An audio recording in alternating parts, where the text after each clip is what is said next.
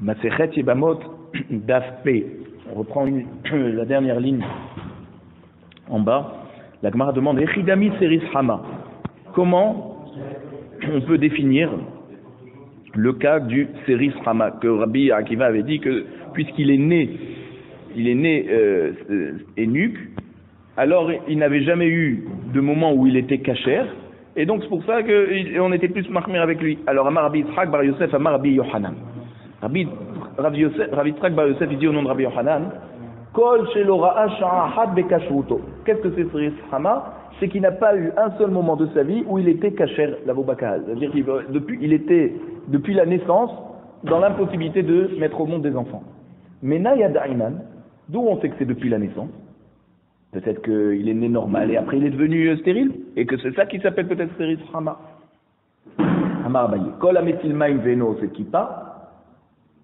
Abaye nous dit, quand il urine vers le haut, alors ça ne fait pas un arc de cercle, ça tombe tout de suite. Alors ça, c'est Seris Hama. Parce qu'on arrive à voir qu'il n'a pas la puissance du jet qui peut lui permettre, on avait dit, c'est le zéra, il faut qu'il puisse pénétrer chez la femme, mais à une certaine vitesse comme un jet. Et sinon, ça peut pas arriver à fécondation. Mimai Havai, la Gemara demande à partir de quoi peut survenir une stérilité? Des afia ime.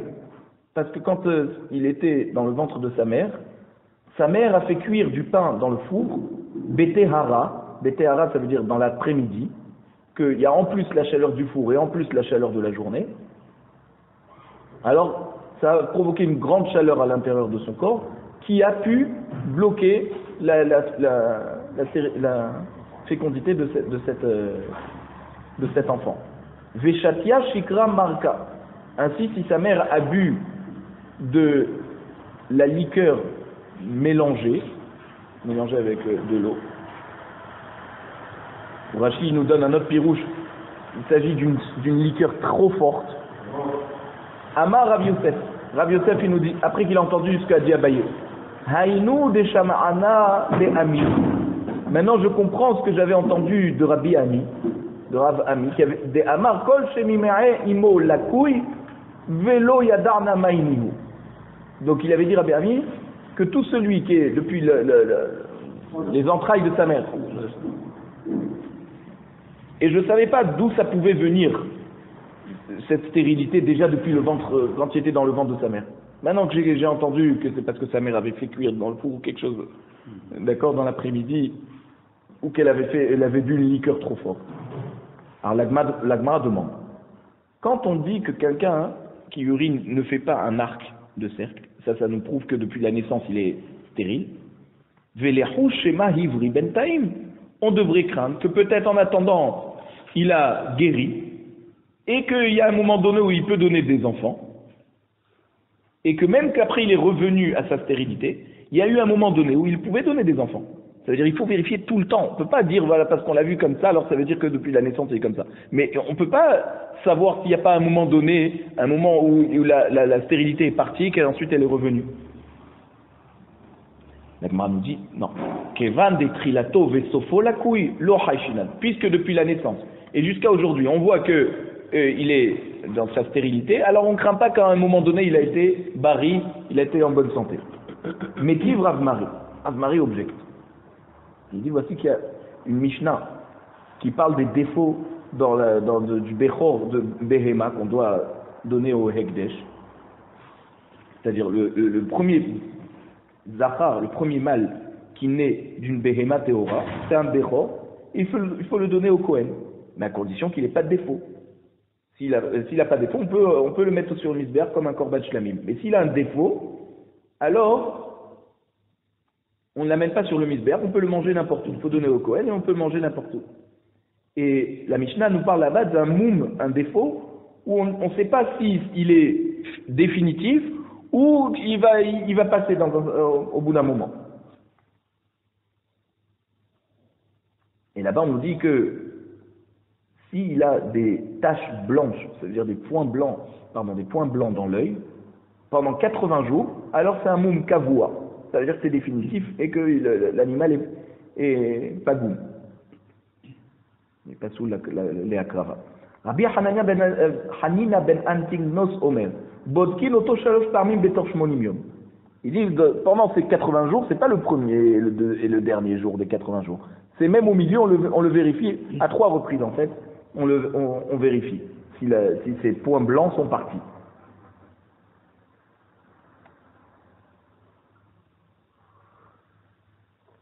Parce que si on le vérifie pas pendant 3 fois, on va dire ce qu'on avait vu le premier jour, la première fois qu'on a vu ces taches blanches, ensuite elles sont parties, et là les taches blanches, les points blancs qu'on est en train de voir le 80e jour, c'est des nouveaux points blancs qui sont venus. Et donc ça nous indique pas que ça va être définitif.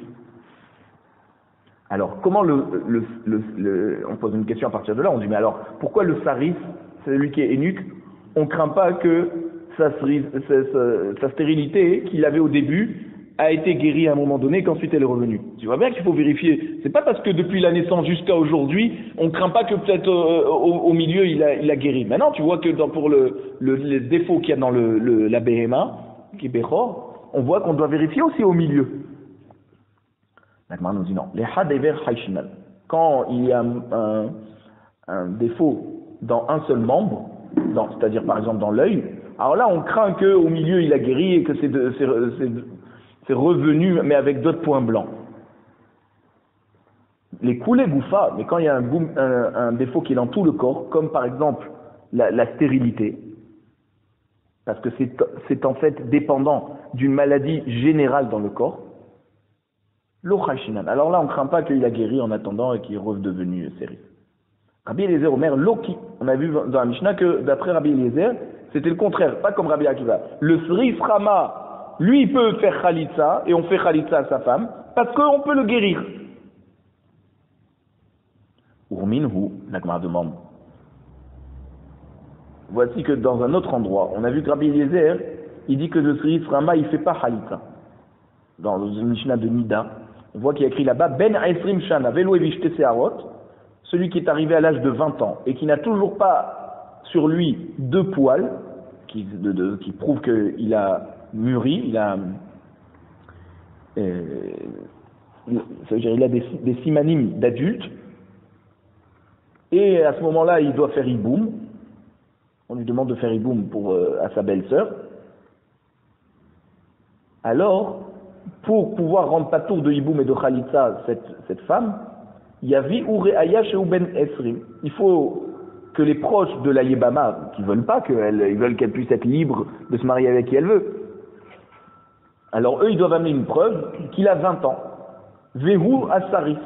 Et ils doivent amener une preuve aussi qu'il est stérile. Et donc, l'Ocholet Velomeyamem. Si on arrive à prouver ça, là, il n'aura plus besoin de faire Khalitsa ni Hiboum, elle pourra se marier avec qui elle veut. Maintenant, Bat Aesrim Velo Eviash Tesearot. Donc pareil pour une fille qui a 20 ans et qui a toujours pas eu deux poils, et son mari est décédé sans enfant, et donc le Beddin lui demande de faire Hiboum et Khalitsa. Si on veut l'exempter de ça, Yavi ou Reayashi Bat Esrim Vehi Ailonit. Doivent amener une preuve qu'elle a 20 ans, et qu'en plus elle a les simanimes de Ailonit, celle qui ne peut pas mettre au monde des enfants. On va expliquer ça plus loin. Un mot de bête. Et donc, l'ocholetzet velomitia bemet divré betilel. Donc là, à ce moment-là, elle n'aura pas besoin de faire ni la halitza, ni le hiboum, d'après betilel. Ou bet shamay omrim. Bet shamay son cholkim, ils disent ze veze ben shmone esfre. Soit que c'est un garçon, soit que c'est une fille, quand ils ont déjà 18 ans et qu'ils n'ont pas amené de poils, alors c'est qu'ils sont stériles et que saris ou ailonite, en tout cas, ils n'ont pas amené de ni khalitza, ni de hiboum. Rabbi Eliezer Omer Azachar ketivre bet Hillel ou nekeva ketivre bet Shammai. On voit que Rabbi Eliezer il tranche entre les deux et il dit que quand c'est un garçon, alors on est plus mais on attend 20 ans. Si au bout de 20 ans il n'a toujours pas des poils, alors là il ne fera pas khalitza ni hiboum. Par contre nekeva, déjà à partir de 18 ans, on peut considérer qu'elle est ailonite et elle n'a pas besoin de recevoir khalitza ni hiboum. Pourquoi on fait cette différence entre le Zachar et nekeva? Mipne she'aisha memaheret lavo lifnei haish. Parce que la femme a plus rapidement les signes de maturité, d'accord, qu'un homme. Ça arrive plus tôt. Pourquoi on attend autant? Parce qu'apparemment, apparemment, c'est pas seulement à la bar mitzvah. C'est-à-dire, normalement, ça arrive à la bar mitzvah, à la bat mitzvah, c'est simanim, mais il peut y avoir un peu de retard. Jusqu'à quand on autorise ce retard, sans qu'il y ait d'incidence sur son statut parce que quand il est séris, on peut pas se marier avec lui, il y a Ilonite aussi. Donc, on a repoussé un peu plus tard, on n'a pas été marmir pour demander à ce qu'à 13 ans, ils ont déjà tous les simanim. C'est-à-dire que la femme, elle doit attendre 7 ans? Imaginons si... ouais, si avant il se mariait tôt et que voilà, tant qu'elle n'a pas amené deux mais on voit que non finalement, puisque des fois on ne sait pas, elle n'a pas encore chazaka qu'elle est aïlonite. On voit que là on parle d'un cas où c'est le frère, lui, le Céris, c'est le frère. Oui.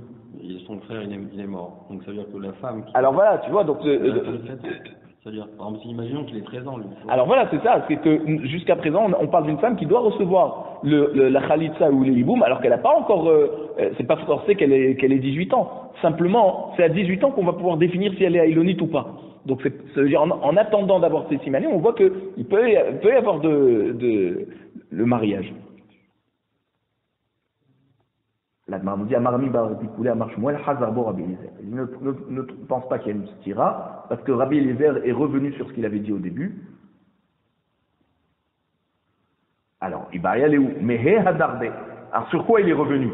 Sur ce qu'il a dit au début que le Srif Rama, il peut faire Khalitsa, ou qu'après la Mishnah dans Nida, qu'il a dit que non, il ne peut pas faire Khalitsa. Ou alors, c'est au début qu'il pensait que le Srif Rama ne fait pas Khalitsa, et après il est revenu sur ce qu'il a dit que non, et finalement il fait Khalitsa. Tashma, on amène une braïta de Tanya, Rabbi Eliezer Omer, Serif Hama Choletz Vecholzim Leishto. Rabbi Eliezer nous dit un Serif Hama, il fait Khalitsa, et s'il est niftar, il fait Khalitsa à sa femme. Sheken Beminan Mitrapein Be Alexandria Shel Mitzrayim. Parce qu'on a vu que dans cette sorte de stérilité, il y a à Alexandrie en Égypte la possibilité de se guérir.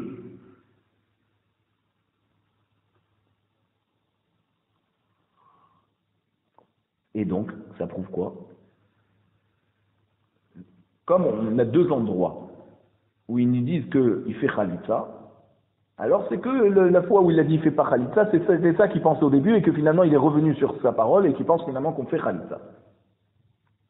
La Gemara nous dit Rabbi Elazar Omer. Les Olam lo adarbe. Rabbi Elazar dit non, Rabbi Eliezer n'est jamais revenu sur sa parole. Veritna nahi. Et cette Mishnah dans Nida où on voit que Rabbi Eliezer dit que la fille déjà à 18 ans, elle est aïlonite, et le garçon à 20 ans, il est sarif. Il n'a pas dit pour qu'on puisse dire qu'à partir de là, ils sont pas tour de Iboum et Khalitsa. Les Onachim, c'est à partir du moment ça veut dire, pourquoi on a fixé cet âge-là, 18 ans pour la fille et 20 ans pour le garçon d'après Rabbi Eliezer? C'est pour les Onachim, c'est-à-dire, avant 18 ans pour une fille ou 20 ans pour un garçon, ils sont considérés comme des petits qui n'ont pas amené de poils, et donc ils n'ont pas, s'ils font des avérotes, tout ça, on les punit pas. Par contre, dès qu'ils ont atteint cet âge-là, alors là, on leur donne un nouveau statut de saris et aïlonite, et là, à partir du moment où ils sont considérés donc comme des adultes, mais on ne peut pas se marier avec eux. Alors, il y a une marloquette entre Rav et Shmuel.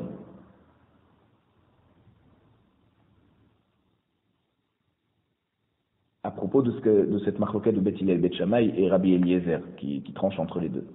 Itma, on a du Beth Midrash, Achal, Chelev, mi ben shtem esre v'yom echad ad ben shmona esre. Si, par exemple,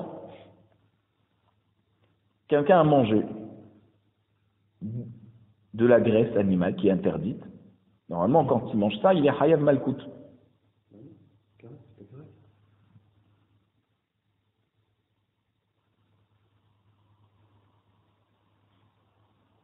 Là-bas, on parle dans cette mara là-bas, on parle d'une fille. Une fille? Ouais, une fille qui est pas, c'est-à-dire parce qu'on dit Shtem Esrei. C'est quoi Shtem Esrei? Quoi ça sert à 12 ans? Chez un garçon, ça représente rien, 12 ans. Donc on parle d'une fille qui a 12 ans et un jour, jusqu'à 18, Venol Dubo Semane Saris, et ensuite, il y a eu les simanim de stérilité, ou la Charmikan Evish Teseharot, et après il y a eu de poils qui sont apparus.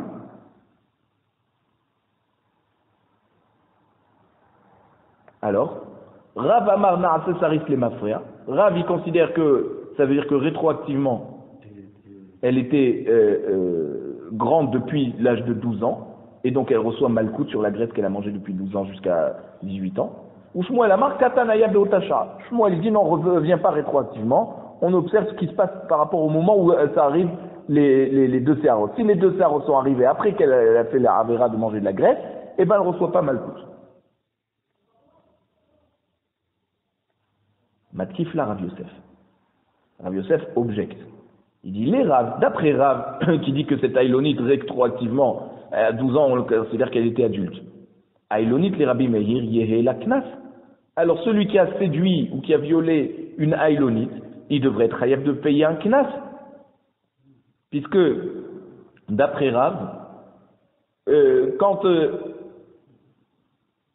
une fille arrive à 18 ans et qu'elle n'a toujours pas amené de Séharot, on pense que déjà depuis l'âge de 12 ans, elle était Aïlonite. Et donc,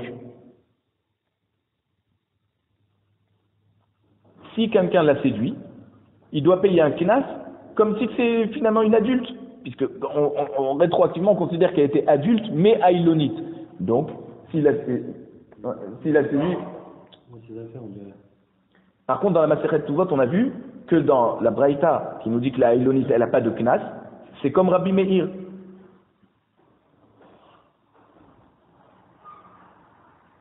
Alors, la Gemara nous dit, Amar le Abaye, Mikat Nuta Yat'a le Beger. Quand elle était, cette Aïlonite, il n'y a pas de période où elle passe de l'enfance à la Na'arut et ensuite à la Bagrout, ce qu'on appelle, d'accord, les 12 ans et 6 mois. Déjà, depuis qu'elle a 12 ans et 1 jour, elle est plus Ktana, tout de suite elle est Bogeret. Elle est tout de suite considérée comme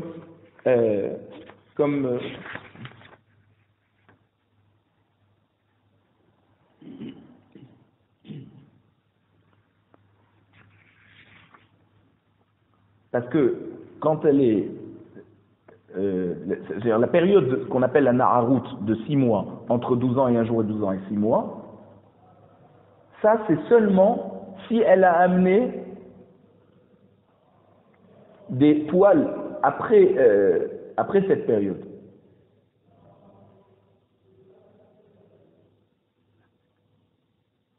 Et par contre, la Aïlonite, comme elle n'amène pas de poils, alors elle a pas de... Donc en fait, c'est deux séharot. Non, excusez-moi. Deux séharot, c'est quand elle passe de Ktana à Nahara. À partir du moment où elle est passée au statut de Nahara, on attend 6 mois avant de considérer qu'elle est Bogeret. Maintenant, une Aïlonite qui, elle, n'amène pas de poids, puisqu'elle n'a pas les simanim d'adulte, alors c'est pour ça qu'elle n'a pas cette période de transition entre Ktana et Bogeret.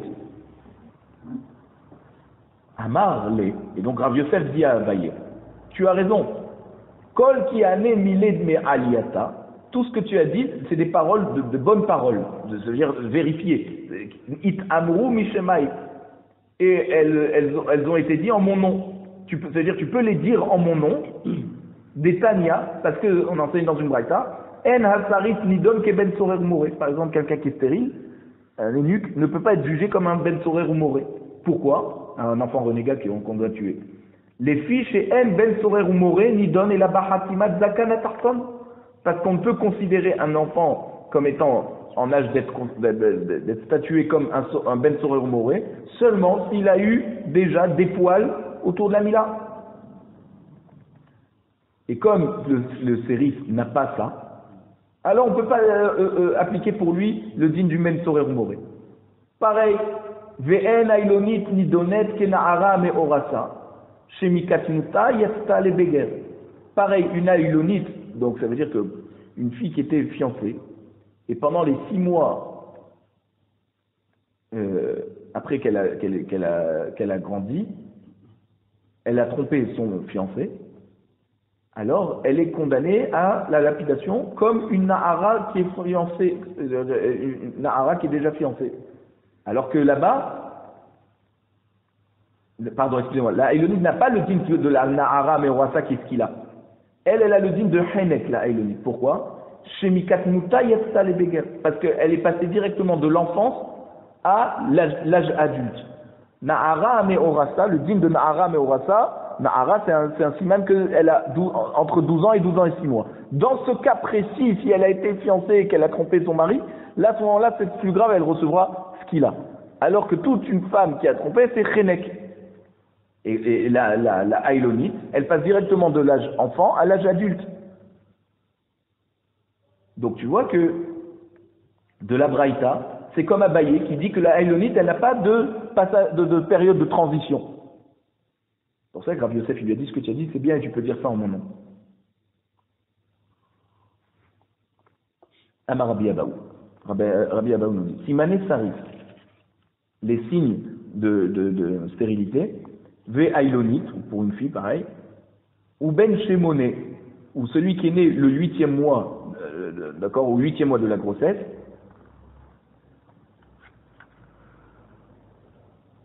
et quand il est né, on voit qu'il a quand même les simanim qui montrent qu'il est entier, c'est-à-dire qu'il a des poils et il a aussi des ongles. Apparemment, c'est ce qui apparaît en dernier. En osim bahen ma'ase. Malgré tout, on ne fixe pas sur eux qui sont donc séris ou haïlonites, et on dit qu'ils sont déjà adultes, et qui sont malgré tout, ils n'ont pas amené ces simanim, donc ils sont des séris et haïlonites. Et on ne fixe pas aussi définitivement qu'un enfant qui est né au 8e mois de grossesse, il va vivre longtemps, il est Ben Kayama. Tout ça, Ad Sheyou Ben Esrim, jusqu'à qu'ils aient 20 ans. Donc pendant toute cette période, depuis la naissance jusqu'à l'âge de 20 ans, ils sont Bessafek. Ou Ben Shmoné Mikahaye, la Gemara demande, mais dis-moi, est-ce que Bichlal, un enfant qui est né au 8e mois, est-ce que c'est possible qu'il vive, qu'on ait besoin d'attendre jusqu'à 20 ans? Ve'atania, voici que la Braïta nous dit, Ben Shmoné, Areuke, Even, Ve'atur les Taltelo. Un enfant qui est né au 8e mois de grossesse, il est considéré comme une pierre, il est mouktsé, on ne peut même pas le déplacer pendant le Shabbat. Aval imo shoha alab ou menikato. Mais par contre, sa mère doit se pencher sur lui pour l'allaiter. C'est-à-dire, elle ne peut même pas le prendre mipna sakana, parce qu'il y a un danger.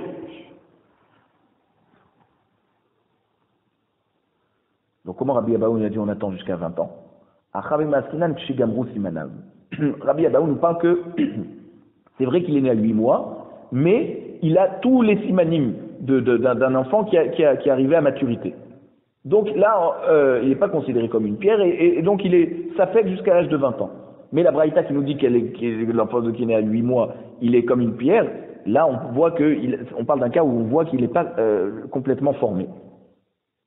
Des Tania, la Braïta nous dit, Eze ou Ben Shmoné, c'est quoi le dîme d'un enfant de 8 mois, qui est né à 8 mois, qui est un dîme comme une pierre, comme chez Lokalou, le Chodashav. Apparemment, c'est juste parce qu'il est né avant d'avoir que sa mère soit rentrée dans le 9e mois de grossesse. Rabbi Omer, simanim ou chechim alav. Rabbi, il dit non, s'il a des simanim qui montrent qu'il n'est pas entièrement constitué, c'est ça qui nous indique qu'il ne va pas vivre longtemps, qu'il ne va pas tenir. C'est quoi les signes? C'est haro, les cheveux, les poils, vetsi pornav chez l'ogamrou, et les ongles qui ne sont pas encore apparus. Ta'ama de l'ogamrou. Alors non, c'est parce que ça n'est pas encore apparu. Un gamrou, mais s'il s'est apparu, même qu'il est né à 8 mois, Amrinan hay bar shiv'ahu. On dit que cet enfant finalement il n'a pas 8 mois, il est né au 7e mois. Et au 7e mois, c'est terminé la constitution de l'enfant. Ensuite, c'est juste il grandit. Et pourquoi il n'est pas né alors jusqu'à terme? Vishtahuye ou deishtahe. C'est-à-dire en fait, il a terminé au 7e mois d'être conçu, c'est-à-dire d'être complet, et il y a eu un certain laps de temps qui est passé, et finalement il est né au 8e mois. Mais il était terminé déjà dans le ventre de sa mère au 7e mois. Et vient Rabbi Abaou nous dire que même d'après Rabbi, qui pense que donc il a ses simanim, c'est pas sûr qu'il va tenir quand on dit qu'il est Ben Kayama, c'est quand même Taloui vers Omed, d'accord, ça reste bancal jusqu'à l'âge de 20 ans. Et là, Hade Avad Rava Tosfa Ovda, un jour Rava Tosfa, il a fait un ma'asé, donc il a fixé à l'achal et ma'asé, que Be'isha chez Allah Ba'ala Lemdina Tayam, une femme qui son mari était parti de l'autre côté de la mer, Ve'ishtahe Ad Tresar Yacheshatita, et il est resté là-bas 12 mois. Dressar, c'est 12 mois. Et ensuite, quand il revient, elle a accouché. Alors apparemment, c'est qu'elle l'a trompé, donc l'enfant est mamzer. Un enfant ne reste pas plus de 9 mois dans le ventre de sa mère. Là, il y a 12 mois. Et Archéré, on voit que Rava, il a quand même été marchir cet enfant en le considérant comme le fils de son père, du mari de cette femme. Comment il a fait? Il a dit comme ça, qu'en fait, l'enfant était prêt à 9 mois, et il est resté dans le ventre encore 3 mois. Keman, comment Rava il a pu dire ça, comme qui pense ça? Rabbi de Amar Mishtahe. Comme Rabbi, parce que Rabbi il pense qu'un enfant, il est possible qu'il reste dans le ventre de sa mère alors qu'il est déjà terminé. Comme on a vu là, cet enfant qui est né à 8 mois, on considère qu'à 7 mois, il était déjà prêt, il est resté. Alors on dit, mais attends.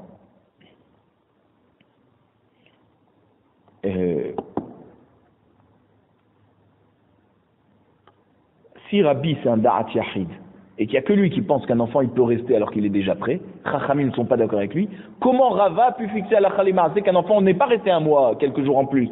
Il est resté 3 mois dans le ventre de sa mère après avoir été terminé. La Gemara répond, Kivan de Ikar Rabban Shimon ben Gamliel de Amar Mishtahe ki Rabbi Ma'avad. Alors puisqu'il y a aussi, à part Rabbi, il y a aussi Rabban Shimon ben Gamliel qui dit qu'un enfant il peut rester dans le ventre de sa mère, alors là, c'est considéré comme si on est déjà Kérabim. C'est pas un Da'at Yahid. Rabbi n'est pas tout seul à penser ça. Et donc, Rava avait le droit de s'appuyer sur les deux, en fait. Sur Rabbi et Rabbi Shimon ben Gamliel. Détail, Rabban Shimon ben Gamliel Omer, Kol Shesha Shloshim Yom, Be Adam et Non Nefel. Ça veut dire, tout enfant qui a vécu 30 jours après sa naissance, alors, c'est sûr que c'est pas un Nefel. Ça veut dire qu'il est Ben Kayama. Ça veut dire qu'il va vivre. Même qu'il est né à 8 mois, par exemple, ça veut dire qu'il va vivre. Et on considère qu'en fait, il était arrivé à terme au bout de 7 mois et qu'il est resté encore quelques jours en plus et ça a basculé dans le 8e mois. Tanou Rabbanan, Hachamim nous disent, Ezehu Sriframa. Maintenant voilà, le Sriframa, celui qui est eunuque depuis la naissance, Kol Sheu Ben Esrim, Velo Evish Teseharot. C'est tout celui qui a 20 ans et qui a toujours pas de poils. 2. Il y en a 1 et 2. Il faut 2 poils. Va filo hevi mikan. Même si après il a amené les poils, mais c'était après 20 ans, Arehu kesaris lechol devarav. Il est considéré comme un saris, en tout point. Velouen simanab, c'est quoi les signes du saris? Kol shen lo zakan, il n'a pas de barbe. Ou se'aro lakouy, son poil est très fin, très tendre. Ou bsaro machlik, et sa peau est très lisse, comme une peau de femme. Rabban Shimon ben Gamliel Omer, Mishum Rabbi Yehuda ben Yair, Kol she'en memad ma'alim retichut. Ça veut dire que son urine n'a pas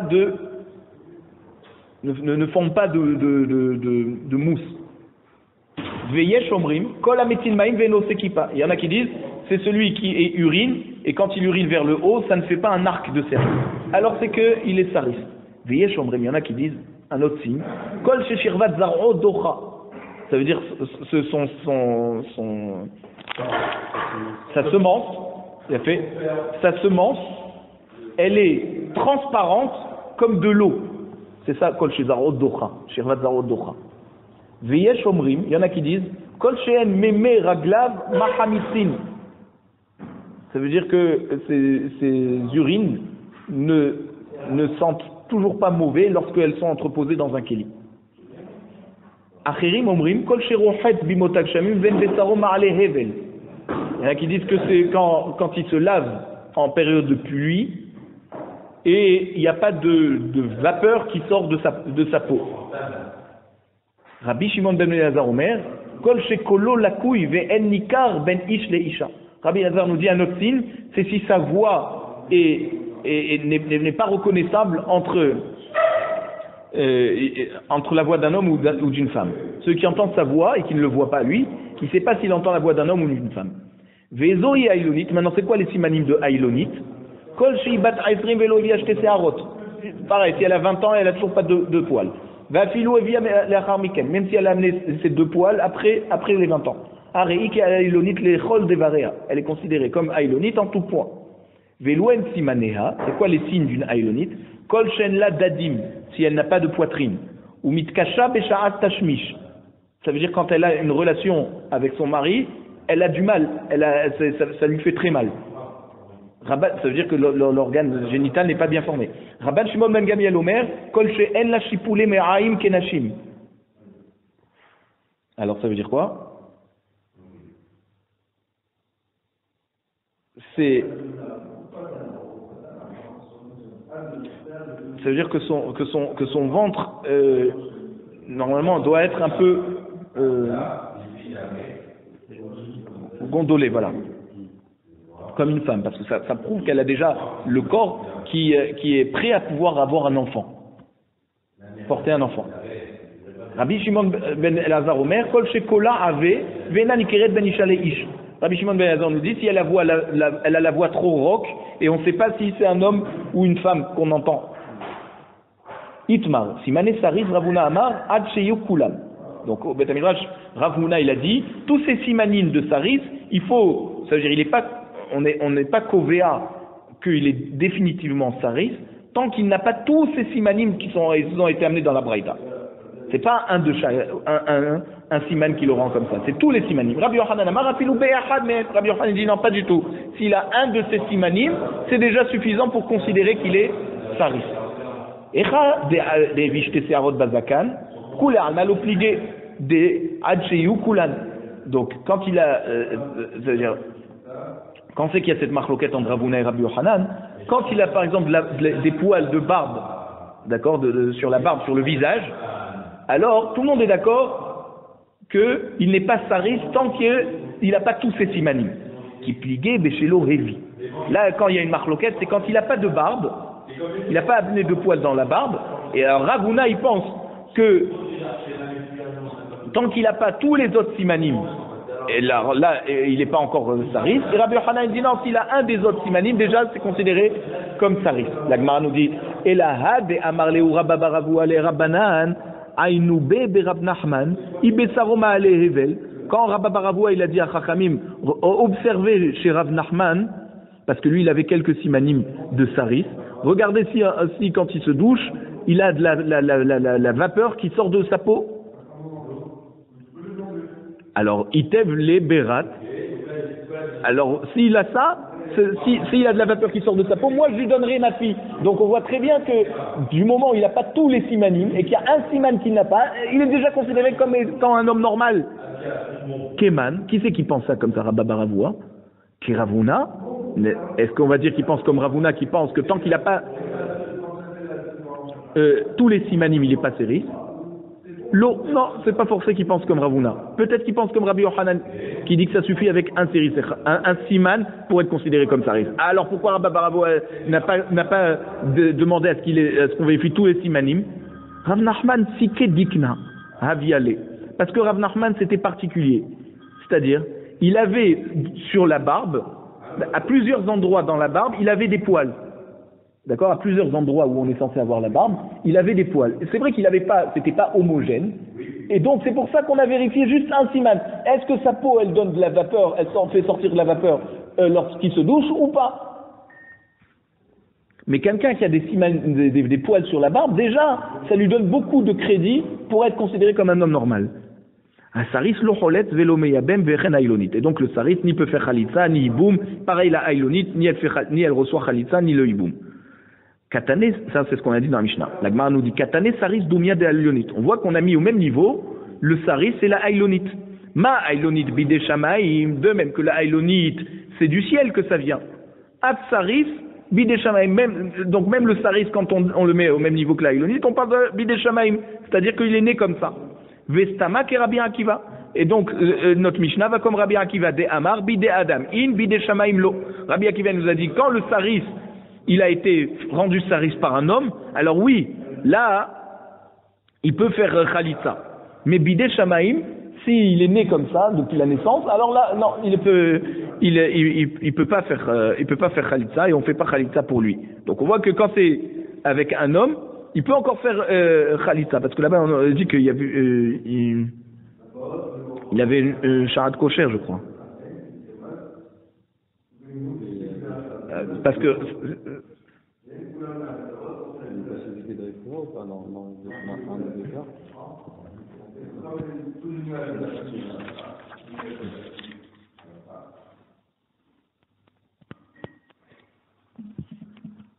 un petit peu de